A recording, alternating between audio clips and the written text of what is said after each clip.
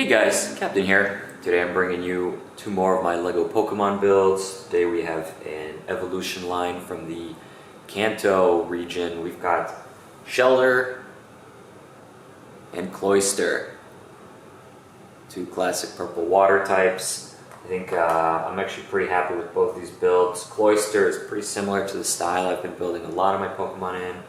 And Shellder is a little more on the cartoony end. I thought this would be a fun way to build the eyes. And, you know, depending on your belief in scale, maybe it's a little oversized relative to some of the others, but I'm actually really happy with this design. I think it's a lot of fun, pretty cute.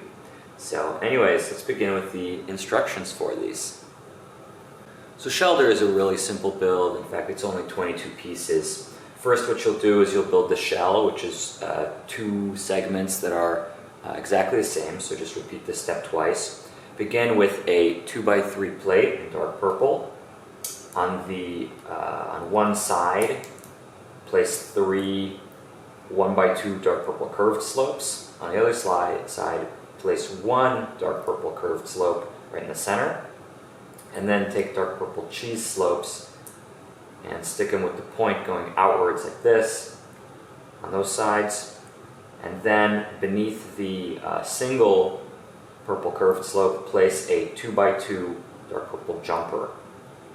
Like I said, you build this twice, and on one of them, on the underside, place a bright pink 1x3 plate, have it hang off by one stud here, and then a black 1x1 plate on top of that at the end. Now what you'll do is adjacent to that, you'll place 2 black 1x1 bricks with studs on 2 opposite sides. On the top of those, you will place these round plates with a hole in them in white for the eyes, and then you'll stick the other shell on the same exact way. And there you go. Shellder is complete.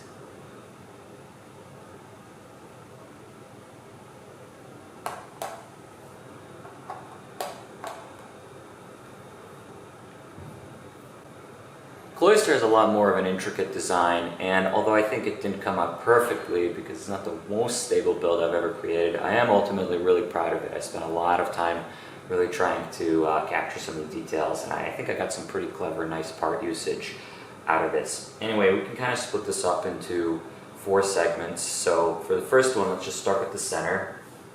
Wouldn't be the same Captain video if it wasn't the trusty Travis brick at the center of one of these Pokemon builds. So take one of these, preferably in black, and then, although the color won't be super visible, and then on one side, place one of these ball joints. I don't know if these are the exact kind that were used in Bionicle. It does have the Technic axle hole in there, but notably it can click onto a stud like this very stably. So now, on top, place a light bluish gray headlight brick. And then on the front of the headlight brick, a light bluish gray 1x1 brick with studs on 2 opposite sides. And then on top of that, light bluish gray cone. On the sides of the 1x1, place 1x1 plates. And then above that, 1x3 tiles, all in light bluish gray. And then on the bottom, place a 1x1 plate, 1x2 plate, and another 1x2 plate. I tried looking for some pretty clever stuff using maybe brackets or jumper plates to make this look a little more connected and stable. I couldn't find anything I was happy with, so this is what I ultimately settled on. I think the design probably could be improved a little bit, but at this point I'm calling it a day. I think it's pretty good, especially since the outer purple shell covers a lot of this.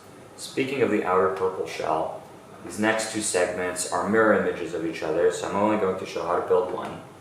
First, what you'll do is you will take a 2x2 dark purple plate, take one of these 1x2 half pyramids, and place it on top with the point facing kind of outwards, you can think upwards if you want to call it that way.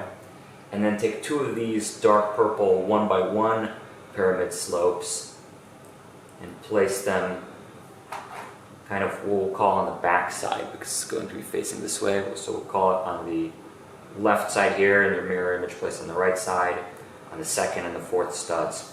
I think this is like a relatively new piece. I don't remember exactly where it's available in dark purple. I know it wasn't super hard for me to find because I think it might be in a few sets. I do know that there are several in one of the collectible Super Mario character packs.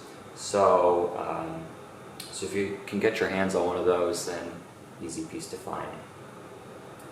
Now what we'll do is place this on top of one of these dark purple mudguard pieces. Right, you can see this is normally meant for vehicles. The wheel goes in here, but it makes kind of a nice half circle. And so we're going to place that on this way. Again, for the mirror image, you basically want these pyramids to look like they're in the back. Now what we'll do is, on the underside, place two dark purple 1x1 bricks with a stud on one side, so stud's facing kind of up and down this way. And we will place 1x2 cheese slopes above and below. We will attach this to the side of the shell by having the mudguard piece to kind of the Travis brick. It's pretty much the only way that would even work to attach it, so it shouldn't be too hard to figure that out. That's how it looks in the back. That's how it looks in the front, which I think is pretty good. Now finally, the fourth segment, let's build the back of this. So let's begin by taking, I think this, you could probably use a different orientation of bricks of plates if you wanted, but I went with a 2x3 plate and then two 1x3 plates on the side. What you'll do is you will take these 1x2 plates with a slope on top. You'll take these in dark purple and you will place them on the four corners of your 2x3, and then beneath that attach your 1x3s. On these empty studs at the end here, place dark purple 1x1 plates, and then on top of those, place dark purple cheese slopes. Now what you'll do in the center here is place some claw tiles. The color really won't be visible. It really won't be visible. I went with sand green because it's just what I have spares of, but like I said, it doesn't matter. And have the claws oriented this way when you're holding the backside like this. Because what we're going to do is we're going to attach these segmented bar 1x2s to the claws.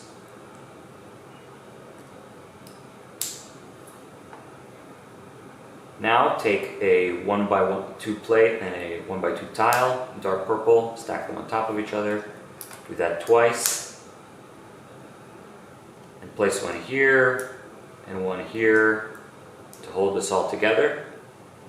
And now again do this twice. Take a 2x3 plate in dark purple and take 1x2 tiles, stick them on the top and bottom of that plate.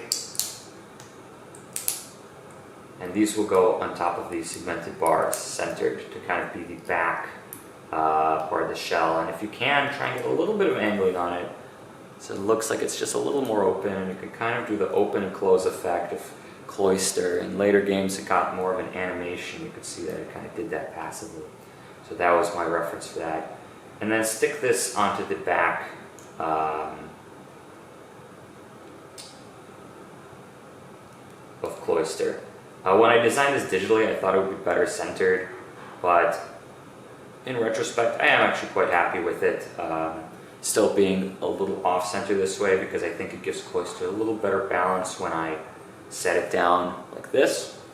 And anyways, Cloyster is complete.